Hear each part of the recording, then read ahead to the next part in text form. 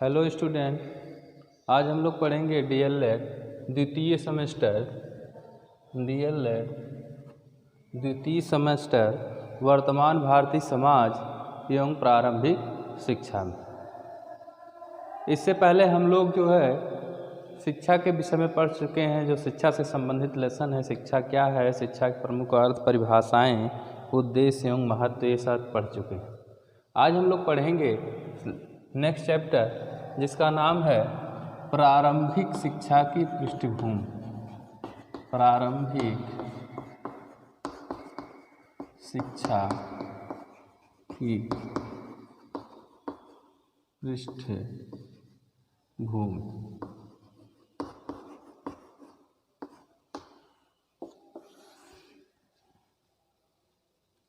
अर्थात कहने का मतलब ये है कि जब हमारी शिक्षा व्यवस्था स्टार्ट हुई थी, शुरू हुई थी, हमारी शिक्षा व्यवस्था का प्रारंभ कहाँ से हुआ और कैसे हुआ, इसकी जो आधारशिला है वो कैसे रखी गई, किस प्रकार से शिक्षा दी जाती थी, इस प्रकार की व्यवस्था को कहा गया प्रारंभिक शिक्षा की पृष्ठभूमि।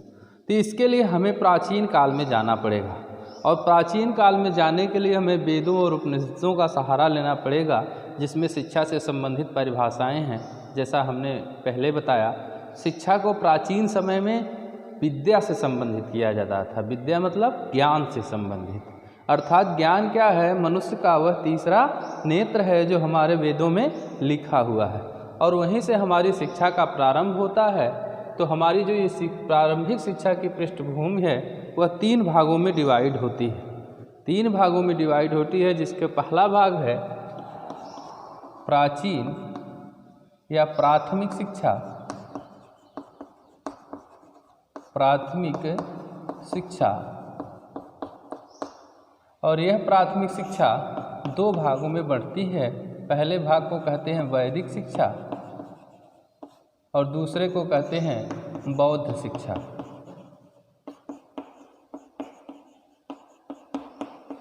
वैदिक शिक्षा और बौद्ध शिक्षा।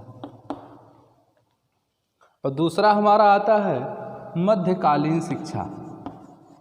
मध्यकालीन शिक्षा, जिसमें मुस्लिम शिक्षा प्रमुख है। मुस्लिम शिक्षा। और तीसरा हमारा आता है आधुनिक शिक्षा।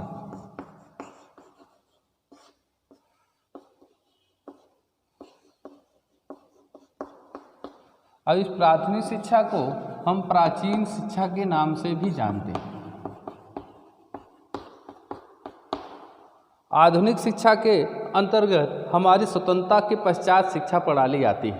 तो हम एक एक करके समझेंगे। ये प्राथमिक शिक्षा के अंतर्गत वैदिक शिक्षा क्या है, बौद्ध शिक्षा क्या है, मध्यकालीन शिक्षा के अंतर्गत मुस्लिम शिक्षा क्या है, और आधुनिक कालीन के अंतर्गत एक कौन सी शिक्षा व्यवस्था की गई। तो आइए पढ़ते हैं वैदिक शिक्षा प्रणाली। वैदिक शिक्षा प्रणाली क्या है? जो वो शिक्षा की वह प्रणाली जो वेदों पर आधारित है, या शिक्षा की वह व्यवस्था जिसका स्रोत केवल वेद और पुराण है, ऐसी शिक्षा प्रणाली को वैदिक शिक्षा प्रणाली के नाम से जाना जाता है। हमारे ग्रंथों में वेदों का जिक्र होता है, जो बताए जाते हैं कि हमारे इस प्राचीन इतिहास में जो मंत्र टाइप के हैं वो वेद हमारे 4 प्रकार के माने जाते हैं। तो 4 वेद हैं हमारे: ऋग्वेद, यजुर्वेद,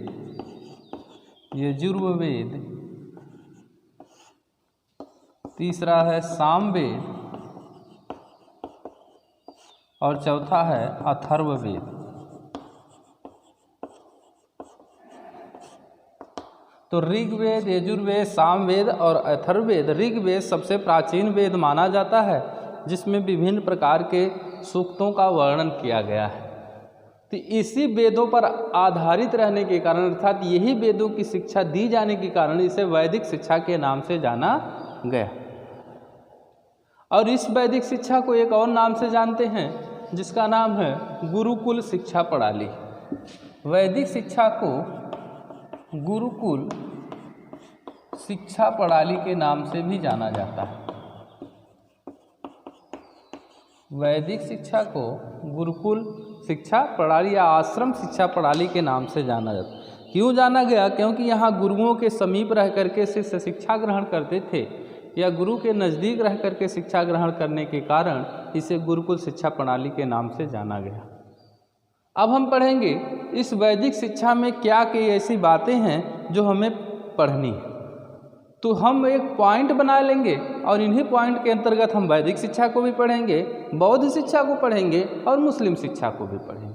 तो ये एक पॉइंट हम नोट करते हैं, उसके बाद पढ़ेंगे। तो वैदिक शिक्षा प्रणाली हो चाहे वह, सबसे पहला पॉइंट है हमारा शिक्षा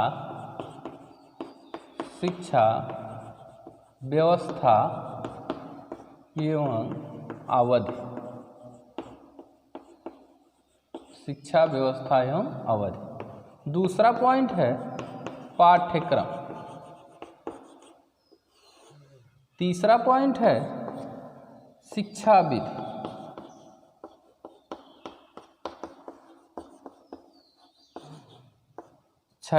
चौथा पॉइंट है अनुशासन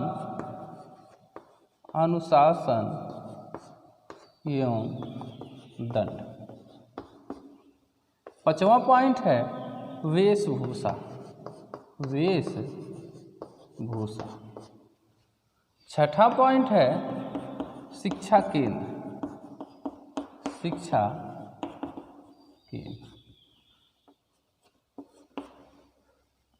सातवां पॉइंट है गुरु शिष्य संबंध। आठवां पॉइंट है हमारा उद्देश्य। नौवां पॉइंट है विशेषताएं।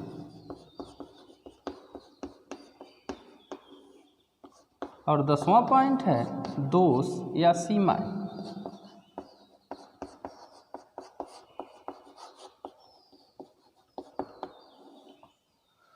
अब ये हमारे 10 पॉइंट जो आपको ब्लैक बोर्ड पर लिखे हुए दिखाई दे रहे हैं, ये 10 पॉइंट हमारे प्राचीन शिक्षा प्रणाली या गुरुकुल शिक्षा प्रणाली में भी चलेंगे, बौद्ध शिक्षा प्रणाली में भी चलेंगे और मुस्लिम शिक्षा प्रणाली में पढ़ेंगे।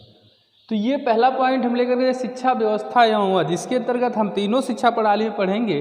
उस काल की शिक्षा का प्रावधान कहाँ से प्रारंभ होता था और कितने समय तक यह शिक्षा चलती थी।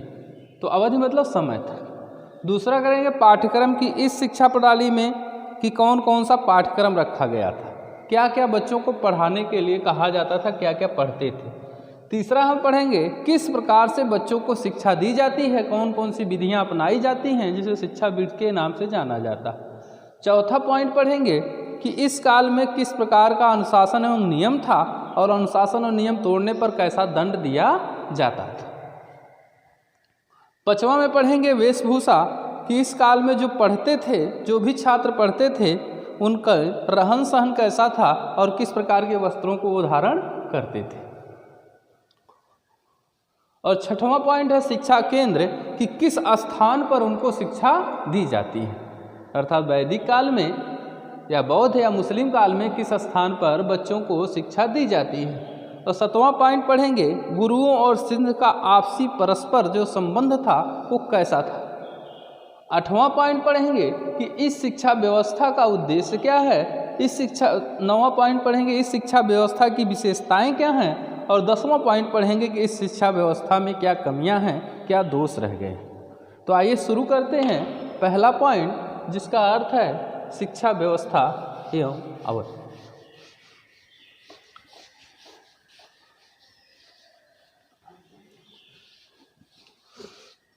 तो वैदिक शिक्षा प्रणाली में हम पढ़ेंगे शिक्षा व्यवस्था एवं अवधि। तो वैदिक शिक्षा का जो प्रारंभ है वह होता है 5 वर्ष से।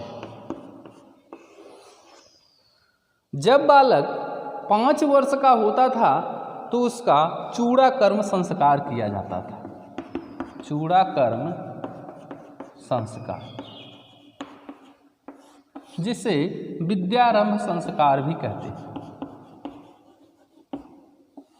विद्यारंभ संस्कार भी कहते हैं। इसमें होता ये था कि 5 वर्ष के बच्चे को कुछ नियम व मंत्रों का जाप करा करके उसको यह मान लिया जाता था कि वह शिक्षा ग्रहण करने योग्य हो गया है, और इसलिए उसकी शिक्षा घर पर ही प्रारंभ होती थी। ये 5 वर्ष में जो बच्चा चूड़ा कर्म संस्कार करता था उसकी शिक्षा घर से ही प्रारंभ हो जाती थी। और जैसे ही बालक 8 वर्ष का होता था, 11 वर्ष का होता था, 12 वर्ष का होता, हम इसलिए इन 3 समयों को बता रहे हैं क्योंकि उस समय वर्ण व्यवस्था में बटा हुआ पूरा समाज था। तो वर्ण व्यवस्था क्या थी उस समय? ब्राह्मण, क्षत्रिय, वैश्य और शूद्र। 1 2 3 और 4। तो ब्राह्मण, क्षत्रिय और वैश्य हमारा समाज जो है 4 वर्णों में उस समय विभक्त था। ब्राह्मण, क्षत्रिय और वैश्य और शूद्र। तो ये 4 वर्णों के लिए एक संस्कार किया जाता था और उस संस्कार का नाम था उपनयन संस्कार। उपनयन संस्कार। अब इस संस्कार के बारे में जान लेते हैं। उपनयन संस्कार का क्या अर्थ है? ये जो उपनयन है यह 2 शब्दों से बना हुआ है, उप धन नयन। उप का अर्थ है समीप और नयन का अर्थ है ले जाना। तो समीप ले जाना, किसके समीप ले जाना? गुरु के समीप ले जाना। अर्थात ये उपनयन संस्कार ये कहता है कि इस बालक को अब घर की शिक्षा ना दे करके गुरु के समीप ले जा करके शिक्षा देने का समय हो गया है। इसलिए उसका उपनयन संस्कार किया जाता था, जिसमें बालकों के सिर का मुंडन करवा करके, गायत्री मंत्र का जाप करवा करके, निर्धारित वेशभूषा पहना करके उन्हें गुरुओं के समीप ले जाया जाता था और गुरु आश्रमों में शिक्षा देते थे। तो इसीलिए इस शिक्षा प्रणाली को गुरुकुल शिक्षा प्रणाली के नाम से जाना गया। और ये जो उपनयन संस्कार है विभिन्न वर्णों में अलग अलग आयु वर्ग के लिए बना था। ब्राह्मण के लिए उपनयन की जो आयु थी, ब्राह्मण के लिए वह 8 वर्ष थी। कि ब्राह्मण का कोई बच्चा है तो उसका उपनयन संस्कार 8 वर्ष में होता था, और क्षत्रिय का 11 वर्ष में, और वैश्य का 12 वर्ष। तो ब्राह्मण का कोई बालक है तो 8 वर्ष में गुरु के पास जाएगा, उसका उपनयन संस्कार होगा। क्षत्रिय का कोई है तो 11 वर्ष में जाएगा, और वैश्य का है तो वह 12 वर्ष में जाएगा। लेकिन यहाँ जो शूद्र है, जो नीचे तबके के लोग थे, निचली जात के लोग थे, उन्हें इस काल में शिक्षा का कोई प्रावधान नहीं किया गया था या उन्हें शिक्षा नहीं दी जाती थी। यहाँ तक कि शूद्रों के साथ साथ स्त्रियों की भी शिक्षा इसमें नहीं दी जाती थी। कहीं कहीं बहुत ही कुलीन और या राजघराने की स्त्रियाँ थोड़ी बहुत शिक्षा ग्रहण करती थीं, अन्यथा उन्हें शिक्षा ग्रहण करने का कोई अधिकार नहीं था। तो हमने बताया इसमें 4 वेद थे। उन्हीं वेदों के आधार पर शिक्षा देने के कारण इसे वैदिक शिक्षा प्रणाली कहा गया। गुरु के समीप ले जाकर के शिक्षा ग्रहण करने के कारण इसे गुरुकुल शिक्षा प्रणाली के नाम से जाना गया। अब पढ़ते हैं इन 4 वेदों के आधार पर, ये जो 4 वेद थे इसके आधार पर यहाँ कुछ उपाधियाँ थीं। उपाधियाँ